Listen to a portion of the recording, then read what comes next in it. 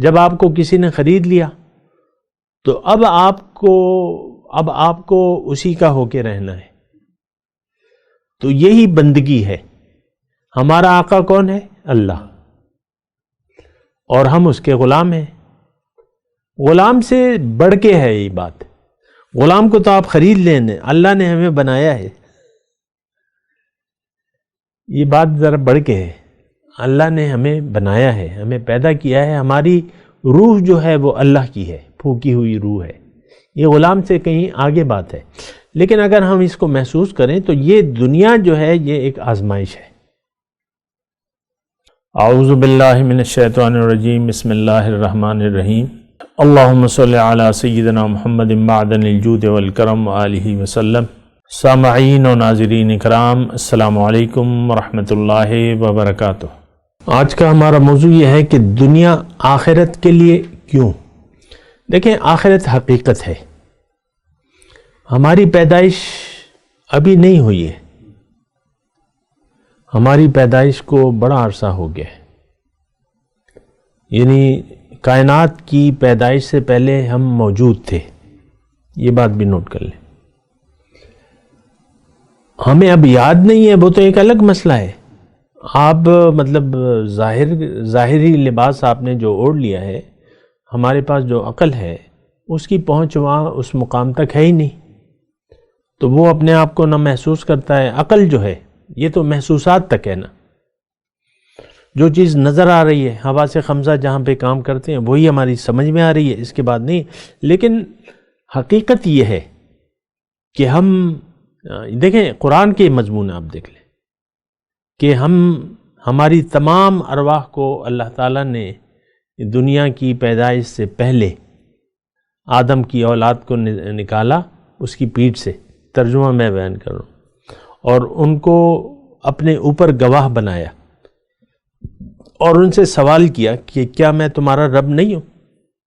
تو ہم سب نے کہا کہ ہاں. قالوا بلا الست بربکم قالوا بلا. قرآن کا مضمون ہے. اچھا، بات یہ ہے کہ میں آخرت کی بات کر رہا ہوں. آخرت اصل ہے، وہاں سے ہم آئے ہیں اور وہاں ہم نے واپس جانا ہے. ہم اللہ کے ہیں اور اللہ کے پاس واپس جانا ہے. اس بات کو اگر آپ یقین آ گیا آپ کا کہ میں اللہ کا ہوں، تو پھر تو آپ کو اللہ کے لیے زندگی گزارنی ہوگی. جیسے کہ آپ کا نوکر ہے مثال کے طور پہ، اور وہ خاندانی نوکر ہے، تو کوئی اور اسے کہتا ہے یار میں تمہیں زیادہ پیسے دوں گا. وہ وفادار ہے، کہتا ہے نہیں، میں پیسوں کے لیے نوکری نہیں کرتا، ہم خاندانی ان کے نوکر ہیں. بس مجھے کل ہی ایک فروٹ منڈی میں گیا تھا، ایک مزدور تھا، وہ پھل لے رہا تھا میں، تو وہ کہتا ہے کہ میرے والد بھی انہی کے ساتھ کام کرتے تھے. تو ہوتے ہیں خاندانی لوگ، ہوتے ہیں جو یعنی وفاداری سے کام کرتے ہیں.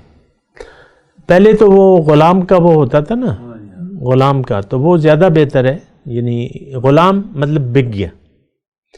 جب آپ کو کسی نے خرید لیا تو اب آپ کو اسی کا ہو کے رہنا ہے. تو یہی بندگی ہے. ہمارا آقا کون ہے؟ اللہ. اور ہم اس کے غلام ہیں. غلام سے بڑھ کے ہے یہ بات. غلام کو تو آپ خرید لیں، اللہ نے ہمیں بنایا ہے. یہ بات ذرا بڑھ کے ہے. اللہ نے ہمیں بنایا ہے، ہمیں پیدا کیا ہے. ہماری روح جو ہے وہ اللہ کی ہے، پھونکی ہوئی روح ہے. یہ غلام سے کہیں آگے بات ہے. لیکن اگر ہم اس کو محسوس کریں تو یہ دنیا جو ہے یہ ایک آزمائش ہے. اس میں آخرت کا ارادہ کر کے آپ نے زندگی گزارنی ہے، ورنہ آپ ناکام ہو جائیں گے. یہ بات نوٹ کر لیں. اللہ تعالیٰ نے فرمایا وَمَنْ أَرَادَ الْآخِرَةَ وَسَعَى لَهَا سَعْيَهَا فَأُولَئِكَ كَانَ سَعْيُهُمْ مَشْكُورًا. جس نے ارادہ کیا آخرت کا اور اس کے لیے اس کے مطابق کوشش بھی کی،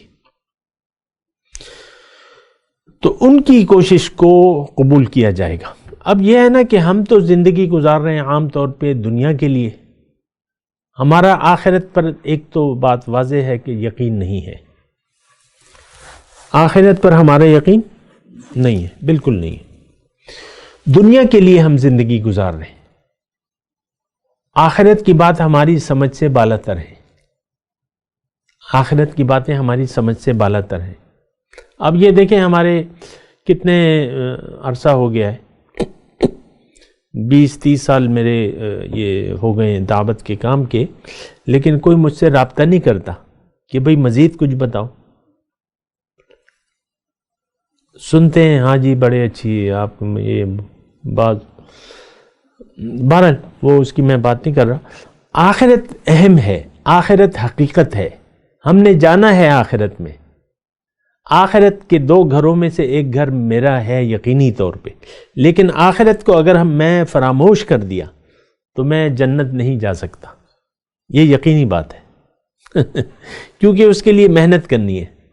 من اراد الآخرۃ وسعی لہا سعیہا فاولئک کان سعیہم مشکورا۔ تو یہ جو ہے یہ دنیا میں اللہ تعالیٰ نے ہمیں محنت کے لیے بنایا ہے، اور محنت آخرت کی محنت کے لیے، دنیا کی نہیں۔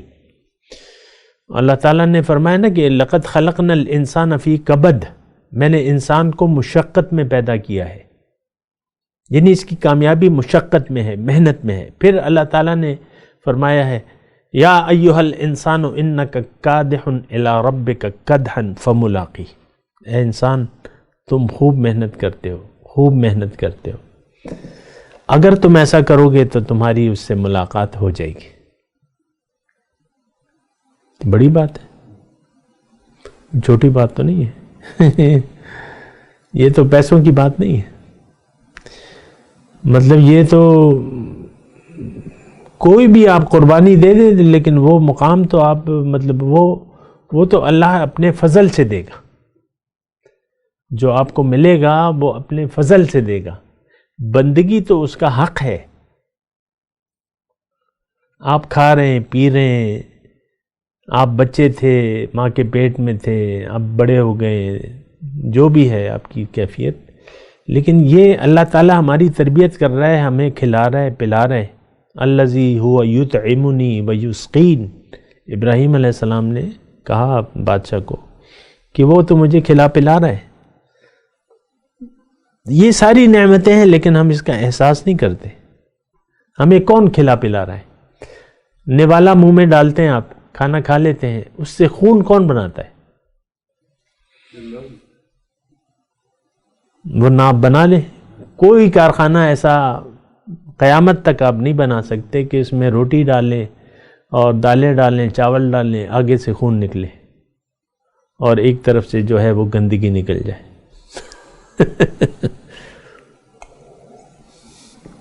یہ اسباق موجود ہیں ہماری زندگی میں۔ بہرحال وہ دیکھیں، وہ پہلا جو ہمارا نشست تھا نا، دنیا کے دھوکے سے کیسے بچا جائے، یہ آپ سوچ سمجھیں، یقین کریں کہ جو کہا جا رہا ہے وہ سچ ہے۔ یہاں پہ تو جو شخص بوڑھا ہو جاتا ہے، بیمار ہو جاتا ہے، تو آپ دیکھ لیں ایک مایوسی اس کے چہرے پہ آ جاتی ہے، بچھڑنے کا ایک بس وہ ہوتا ہے، وہ بس اب موت کے انتظار میں ہوتا ہے، ساری دنیا کی لذتیں بیکار ہو جاتی ہیں اس کے سامنے یعنی بیمار ہے یا جو بھی ہے، ایسے بہت سے مریض ہیں، بس ایسے ہی پڑے ہیں، دیکھتے رہتے ہیں بس، اور تو کچھ بھی نہیں ہے۔ تو دیکھیں یہ بے یقینی کی وجہ سے ایسا ہوتا ہے، جبکہ جتنا بھی انسان بوڑھا ہوتا جاتا ہے اس کو تو خوش ہونا چاہیے، ملاقات کا وقت قریب آ رہا ہے، یہ تو قرآن کا ہے۔ فَمَنْ كَانَ يَرْجُو لِقَاءَ رَبِّهِ فَلْيَعْمَلْ عَمَلًا صَالِحًا وَلَا يُشْرِكْ بِعِبَادَةِ رَبِّهِ أَحَدًا، جس کی امید ہو اپنے رب سے ملاقات کی تو اس کو چاہیے کہ عمل کرے نیک، اور اپنے رب کی بندگی میں کسی کو بھی شریک نہ کرے۔ تو بہرحال دیکھیں، ہم تو خلاصہ کلام یہ ہے کہ بے سوچے سمجھے زندگی گزار رہے ہیں، دنیا ہمارے سر پر سوار ہے۔ آپ اگر کبھی آپریشن کریں نا کوئی روحانی، تو ہمارے خیالوں میں بھی ظاہر ہے اور ہمارے باطن میں بھی خیال ہے، ظاہر بھی دنیا، باطن بھی دنیا، خیال بھی دنیا، سارا دنیا ہی دنیا۔ لیکن جو مومن ہوتا ہے اس کے ہر کام میں للہیت ہوتی ہے، اللہ کے لیے کرتا ہے، اللہ کے لیے وجہ سے وہ زندہ ہوتا ہے۔ قل ان صلاتی ونسکی ومحیایا ومماتی للہ رب العالمین وآخر دعوانا ان الحمدللہ۔ مولاي صل وسلم دائما ابدا على حبيبك خير الخلق كلهم